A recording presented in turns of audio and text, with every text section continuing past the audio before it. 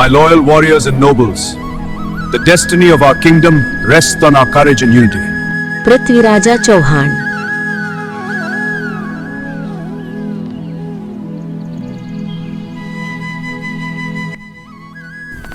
ಆರಂಭ ಸ್ವಯಂವರ ಸಭೆ। ಇದು ಭವ್ಯವಾದ ಸ್ವಯಂವರ ಸಭೆ। ಭಾರತದ ಅನೇಕ ಮಹಾರಾಜರು ಸಾಮ್ರಾಟರು ಒಂದೇ ಸಾಲಿನಲ್ಲಿ ಆಸನ ಗ್ರಹಿಸಿಕೊಂಡಿದ್ದಾರೆ। ಮುತ್ತಿನ ಹಾರವನ್ನು ಕೈಯಲ್ಲಿ ಹಿಡಿದ ರಾಜಕುಮಾರಿ ನಿಧಾನವಾಗಿ ಮುಂದೆ ಸಾಗುತ್ತಾಳೆ। ಒಬ್ಬೊಬ್ಬ ರಾಜನ ಮುಖ ನೋಡುತ್ತಾ, ಆದರೆ ಯಾರ ಮೇಲೂ ಹಾರ ಬೀಳುವುದಿಲ್ಲ। ಸಭೆಯಲ್ಲಿ ಮೌನ ಆವರಿಸುತ್ತದೆ। ತಂದೆಯ ಮುಖದಲ್ಲಿ ಆಶ್ಚರ್ಯ। ಎಲ್ಲರ ಮನಸ್ಸಿನಲ್ಲಿ ಒಂದೇ ಪ್ರಶ್ನೆ, ಯಾರಿಗೆ ಈ ಹಾರ? ತಿರುವು ಬಾಗಿಲಿನ ಬಳಿ। ಅಷ್ಟರಲ್ಲಿ ರಾಜಕುಮಾರಿ ನೇರವಾಗಿ ಸಾಗುತ್ತಾಳೆ। ಸ್ವಯಂವರ ಸಭೆಯ ಬಾಗಿಲಿನ ಬಳಿ ಕಾವಲುಗಾರನ ವೇಷದಲ್ಲಿ ನಿಂತಿರುವ ಒಬ್ಬ ಪ್ರತಿಮೆಯತ್ತ।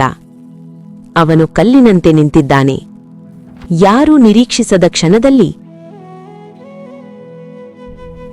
ಅವಳು ಆ ಪ್ರತಿಮೆಗೆ ಹಾರ ಹಾಕುತ್ತಾಳೆ। ಸಭೆ ಬೆಚ್ಚಿಬೀಳುತ್ತದೆ।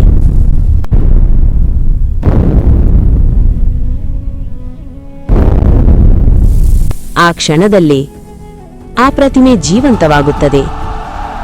ರಾಜನ ಅನಾವರಣ। ಅವನು ಮುಂದೆ ಬರುತ್ತಾನೆ। ರಾಜಕುಮಾರಿಯ ಕೈ ಹಿಡಿಯುತ್ತಾನೆ। ಒಂದೇ ಚಲನೆಯಲ್ಲಿ ಕುದುರೆಯ ಮೇಲೆ ಕೂರಿಸುತ್ತಾನೆ। ಕುದುರೆ ವೇಗವಾಗಿ ಧಾವಿಸುತ್ತದೆ। ಕ್ಯಾಮೆರಾ ನಿಧಾನವಾಗಿ ಆ ರಾಜನ ಮುಖದತ್ತ ಝೂಮ್ ಆಗುತ್ತದೆ। ಶೀರ್ಷಿಕೆ: ಮಹಾನ್ ಪೃಥ್ವಿರಾಜ ಚೌಹಾಣ್। ಪೃಥ್ವಿರಾಜನ ಸಾಹಸ। ಭಯದಿಂದ ಹುಟ್ಟಿದವನಲ್ಲ ಪೃಥ್ವಿರಾಜ। ಅವನು ಬೆಳೆದದ್ದೇ ಅಜ್ಮೇರ್ ಮತ್ತು ದೆಹಲಿಯ ಯುದ್ಧಭೂಮಿಗಳಲ್ಲಿ।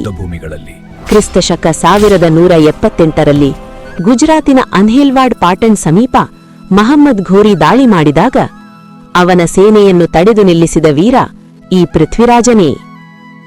ಅವನು ಕೇವಲ 16ನೇ ವಯಸ್ಸಿನಲ್ಲೇ ಯುವರಾಜನಾಗುವ ಮುನ್ನವೇ ಶತ್ರು ಸೇನೆಗಳಿಗೆ ಸೋಲಿನ ರುಚಿ ತೋರಿಸಿದ ರಾಜ। ಅವನು ಕೇವಲ ಶಕ್ತಿಶಾಲಿ ಮಾತ್ರವಲ್ಲ, 3 ಲೋಕದ ಗಂಡ ಅರ್ಜುನನಂತೆ ಶಬ್ದಭೇದಿ ಧನುರ್ಧಾರಿ। ಶಬ್ದವನ್ನೇ ಗುರಿಯನ್ನಾಗಿ ಮಾಡಿ ಬಾಣ ಬಿಡುವ ಅಪರೂಪದ ಸಾಮರ್ಥ್ಯ। ಅಂಧಕಾರದಲ್ಲೂ ದಾರಿ ತಪ್ಪದ ಏಕಾಗ್ರತೆ। ಯುದ್ಧದಲ್ಲೂ ಕದಲದ ಧೈರ್ಯ। ಅಹಂಕಾರಕ್ಕೆ ತಲೆಬಾಗದ ಗೌರವ। ಪರಾಭವಕ್ಕೂ ತಲೆಬಾಗದ ಆತ್ಮಸ್ಥೈರ್ಯ। ಕಣ್ಣು ಕಳೆದುಕೊಂಡರೂ ಧೈರ್ಯ ಕಳೆದುಕೊಳ್ಳದ ಯೋಧ। ಇತಿಹಾಸದ ಅತ್ಯಂತ ನೋವಿನ ಅಧ್ಯಾಯ। ಕ್ರಿಸ್ತಶಕ 1192ರಲ್ಲಿ ತರೈನ್ನ 2ನೇ ಯುದ್ಧದ ನಂತರ ಪೃಥ್ವಿರಾಜ ಬಂಧಿಯಾಗುತ್ತಾನೆ। ಶತ್ರು ಅವನ ಕಣ್ಣುಗಳನ್ನು ಕಸಿದುಕೊಂಡರೂ ಅವನ ಧೈರ್ಯವನ್ನು ಕಸಿಯಲಾಗಲಿಲ್ಲ।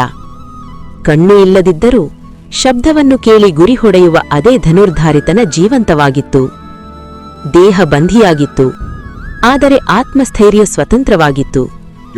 ಪ್ರೀತಿ ಮತ್ತು ಗೌರವ। ಅವನ ಶೌರ್ಯವೇ ರಾಜಕುಮಾರಿಯ ಹೃದಯವನ್ನು ಗೆದ್ದಿತು। ಅದು ಕೇವಲ ಪ್ರೀತಿಯಲ್ಲ, ಅದು ಗೌರವ। ಅವಳು ಕಂಡದ್ದು ಒಬ್ಬ ರಾಜನಲ್ಲ, ಒಬ್ಬ ಧರ್ಮದ ಯೋಧ। ಆದರೆ ಅವನನ್ನು ಸ್ವಯಂವರಕ್ಕೆ ಕರೆಯಲಾಗಲಿಲ್ಲ।